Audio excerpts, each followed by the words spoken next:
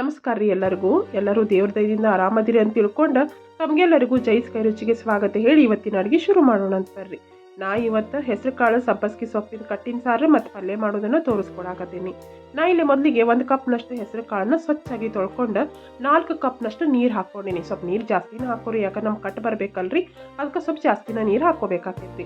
ನಾ ಇಲ್ಲಿ ಒಂದು ದೊಡ್ಡ ಕಟ್ಟಿನಷ್ಟು ಸಬ್ಬಸ್ಗಿ ಸೊಪ್ಪನ್ನು ಸ್ವಚ್ಛಾಗಿ ತೊಳ್ಕೊಂಡು ಸಣ್ಣಗೆ ಹೆಚ್ಚಿ ಅದನ್ನ ನೀರಿಗೆ ಹಾಕೋತೀನಿ.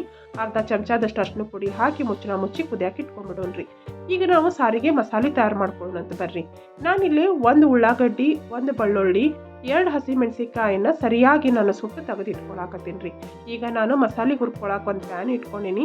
ಅದಕ್ಕೆ 1 ಚಮಚದಷ್ಟು ಹವೀಜ್ ಕಾಳು, ಅರ್ಧ ಚಮಚ ಜೀರಿಗೆ, 8 ಮೆಂತೆ ಕಾಳು ಮತ್ತು ಒಂದು ಸ್ವಲ್ಪ ಕರಿಬೇವಿನ ಸೊಪ್ಪು ಹಾಕಿ 1 ನಿಮಿಷ ಅದನ್ನು ಒಣದಾಗಿ ನಾನು ಹುರ್ಕೊಳಕತ್ತೀನಿ ರೀ.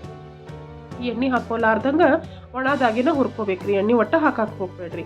ಈಗ ನಾ ಇದಕ್ಕೆ ಅರ್ಧ ಕಪ್ನಷ್ಟು ತೆಂಗಿನ ತುರಿ ಹಾಕ್ಕೊಂಡು ತೆಂಗಿನ ತುರಿದ ನೀರಿನ ಅಂಶ ಹೋಗೋವರೆಗೂ 1 ನಿಮಿಷ ಹುರ್ಕೊಂಡು ಆರಿಸ್ಕೊಂಡ್ಬಿಡ್ರಿ. ಈಗ ಮಸಾಲೆ ಎಲ್ಲ ತಣ್ಣಗಾಕ್ಬಿಟ್ಬಿಡ್ರಿ.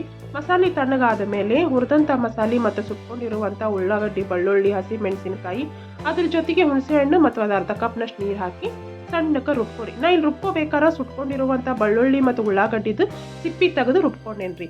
ನೋಡ್ರಿ, ಇಷ್ಟು ಪೇಸ್ಟ್ ಆದ್ರೆ ಸಾಕ್ರಿ. ಈಗ ಕಾಳು ಕುದ್ದೈತ್ರಿ, ಇದ್ರದ ಕಟ್ಟನ್ನು ನಾವು ಸೋಸ್ಕೊಳ್ಳೋಣ್ರಿ. ನೀವು ಒಂದು 10 ನಿಮಿಷ ಇದನ್ನ ಕಟ್ಟನ್ನು ಸೋಸ್ಕೊಳಕ ಇಟ್ಕೊಂಡ್ಬಿಡ್ರಿ. ಅದು ಸರಿ ತನಕ ಕಟ್ಟು ಸೋಸಿ ರೆಡಿ ಆಗ್ಬಿಡ್ತೈತ್ರಿ. ಈಗ ನೋಡ್ರಿ, ಕಟ್ಟು ಸರಿ ತನಕ ಸೋಸೈತಿ. ನಾವು ಇದಕ್ಕೆ ಒಗ್ಗರಣೆ ಕೊಡೋಣಂತ್ರಿ. ಇಲ್ಲಿ ನಾವು ಒಂದು ಪಾತ್ರೆಗೆ 1 ಚಮಚದಷ್ಟು ಎಣ್ಣೆ ಹಾಕೋತೀನಿ. ಸ್ವಲ್ಪ ಹಿಂಗೆ ಹಾಕ್ಕೊಂಡು 1 ಚಮಚದಷ್ಟು ಸಾಸಿವೆ ಹಾಕೋತೇನೆ ರೀ. ಸಾಸಿವೆ ಚಟಾಪಟ ಅದಕ್ಕೂ ಕರಿಬೇವಿನ ಸೊಪ್ಪು ಹಾಕೋತೀನಿ. ಆಮೇಲೆ ಇಲ್ಲಿ ಅರ್ಧ ಉಳ್ಳಾಗಡ್ಡಿನ ಹೆಚ್ಚಿಟ್ಕೊಂಡಿದ್ದು ಹಾಕ್ಕೊಂಡು ಚೂರು ಅರಿಶಿನ ಪುಡಿ ಹಾಕೋತೀನಿ ರೀ. ಸ್ವಲ್ಪ ಉಳ್ಳಾಗಡ್ಡಿ ಎಣ್ಣೆ ಒಳಗೆ ಚೂರು ಕೆಂಪಾಗ್ಲಿ ರೀ, ಅಲ್ಲಿ ಮಟ ಹುರ್ಕೋರಿ. ಆಮೇಲೆ ಒಂದು ದೊಡ್ಡ ಟಮಾಟಿನ ಸಣ್ಣಗೆ ಹೆಚ್ಚಿ ನಾನು ಇದಕ್ಕೆ ಹಾಕೊಳಕತ್ತೇನೆ ರೀ. ಇದ್ರದ್ದು ಹಸಿ ವಾಸನೆ ಹೋಗೋವರೆಗೂ ಎಣ್ಣೆ ಒಳಗೆ ಸರಿ ತನಕ ಟೊಮೆಟೊನ ಹುರ್ಕೋರಿ. ಆಮೇಲೆ ರುಬ್ಕೊಂಡಿರುವಂಥ ಪೇಸ್ಟ್ ಹಾಕ್ಕೊಂಡು ಇದನ್ನು ಎಣ್ಣೆ ಒಳಗೆ ಸರಿ ತನಕ ಹುರ್ಕೊಳಕ್ಕೆ ಬಿಟ್ಬಿಡೋಣಂತ್ರಿ. ಇಲ್ಲಿ ನಾನು 3 ಚಮಚದಷ್ಟು ಏನು ಕುದಿಸಿಟ್ಕೊಂಡಿರ್ತೇನಲ್ರಿ, ಆ ಕಾಳನ್ನು ನಾನಿಲ್ಲಿ ಆರಿಸಿ ರುಬ್ಕೊಳಕತ್ತೇನೆ ರೀ. ಹಿಂಗೆ ತರಿ ರುಬ್ಕೊಳಕತ್ತೀನಿ.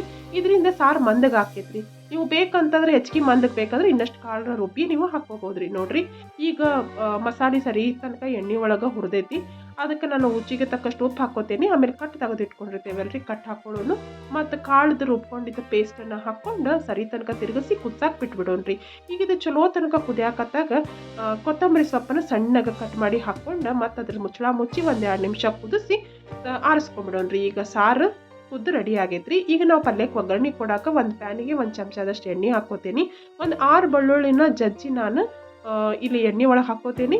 ಅದು ಸರಿ ತನಕ 1 ನಿಮಿಷ ಹುರ್ಕೋತೀನಿ ರೀ. ಆಮೇಲೆ 2 ಒಣ ಮೆಣಸಿನಕಾಯಿ ಮತ್ತು 1 ಉಳ್ಳಾಗಡ್ಡಿನ ನಾನು ಸರಿ ತನಕನ ಹುರ್ಕೋತೇನೆ ರೀ.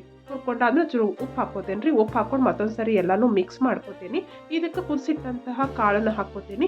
ಹಂಗೆ 1-2 ಚಮಚದಷ್ಟು ತೆಂಗಿನ ತುರಿ ಹಾಕಿ ಮತ್ತೊಂದು ಸರಿ ಎಲ್ಲನೂ 1 ನಿಮಿಷ ಮಿಕ್ಸ್ ಮಾಡಿಕೊಂಡು ಗ್ಯಾಸ್ ಆರಿಸ್ಕೊಂಡ್ಬಿಡ್ತೇನೆ ರೀ. ಇಲ್ಲಿ ನಿಮಗೆ ಇದು ಪಲ್ಯ ಭಾಳ ಒಣ ಅನ್ನಿಸ್ತದೆ, ಸ್ವಲ್ಪ ನೀರು ಹಾಕಿ ನೀವು ಅಡ್ಜಸ್ಟ್ ಮಾಡ್ಕೊರಿ. ನೋಡ್ರಿ, ಹೆಸರು ಕಾಳು ಸಬ್ಬಸ್ಗಿ ಕಟ್ಟಿಂದ ಸಾರು ಆಮೇಲೆ ಪಲ್ಯ ತಯಾರಾಗೈತಿ.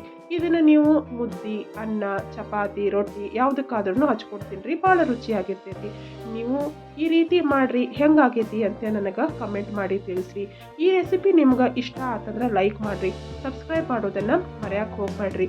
ಮತ್ತೊಂದು ಹೊಸ ರೆಸಿಪಿಯೊಂದಿಗೆ ಮತ್ತೆ ನಾನು ನಿಮ್ಗೆ ಭೇಟಿ ಆಗ್ತೀನಿ. ಅಲ್ಲಿವರೆಗೆ ನಿಮಗೆಲ್ಲ ನನ್ನ ನಮಸ್ಕಾರ ರೀ.